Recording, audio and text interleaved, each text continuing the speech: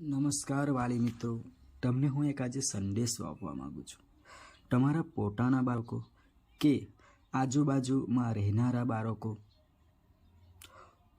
અભ્યાસ કરે છે. હાલમાં વેકેશન ચાલી રહ્યું છે. હવે તમારા બાળકો નવા વર્ષમાં એટલે કે 2024-25માં આગળના ધોરણમાં જશે. ઘણા બધા વાલીઓના બાળકો ગવર્મેન્ટ સ્કૂલ એટલે કે ધોરણ 1 થી 8 ગુજરાતી શાળા અને પ્રાઇવેટ સ્કૂલમાં અભ્યાસ કરે છે. ઘણા બધા વાલીઓના બાળકોને તકલીફ હશે કે મારા પોતાના બાળકો કંઈક ને કંઈક વિષયમાં કાચા છે, જેમ કે ગુજરાતી વિષય, અંગ્રેજી વિષય, ગણિત વિષય, હિન્દી વિષય. બધા જ બાળકો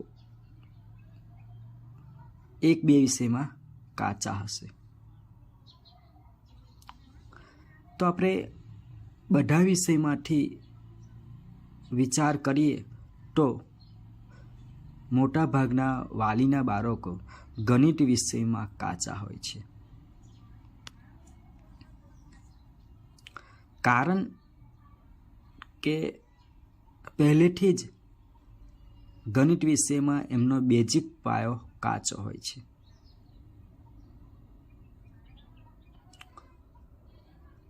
તો બધા જ વાલીઓ નવા વર્ષે ગમે તે સ્કૂલમાં અભ્યાસ કરવા તમારા બાળકને મૂકો.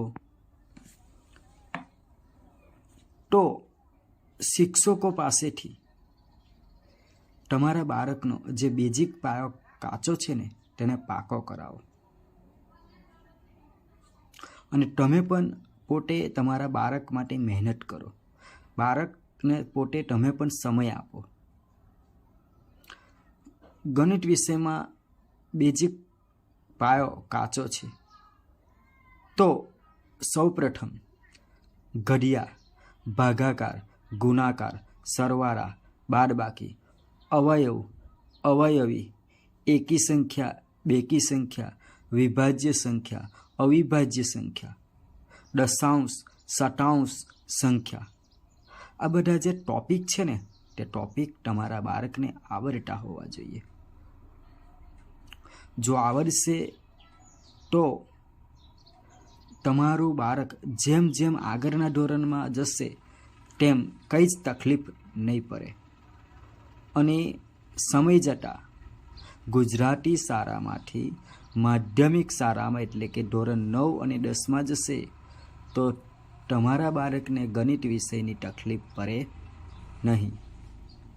અને તે બાળક ધોરણ 10માં સારી રીતે બોર્ડની પરીક્ષામાં પાસ થઈ શકશે. આથી તમામ વાલીને જણાવું છું કે તમારું બાળક કયા કયા વિષયમાં કાચું છે તે જે કાચો પાયો છે તે પહેલાં તમારા બાળકને પાકો કરાવો. ત્યાર પછી પાઠ્યપુસ્તકમાં શું ભણવાનું છે તે ભણવા દો. પહેલાં તો એનો કાચો જે પાયો છે તે પાકો કરાવો. તો બધા જ વાલીઓને નમ્ર અપીલ કરું છું કે તમારું બાળક કોઈ પણ સ્કૂલમાં અભ્યાસ કરતું હશે તો શિક્ષકોને આટલું જણાવો અને તમે પણ તમારા બાળકને મહેનત કરવા માટે થોડોક સમય આપો. નમસ્કાર વાલી મિત્રો, તમને હું એક આજે સંદેશો આપવા માગું છું. તમારા પોતાના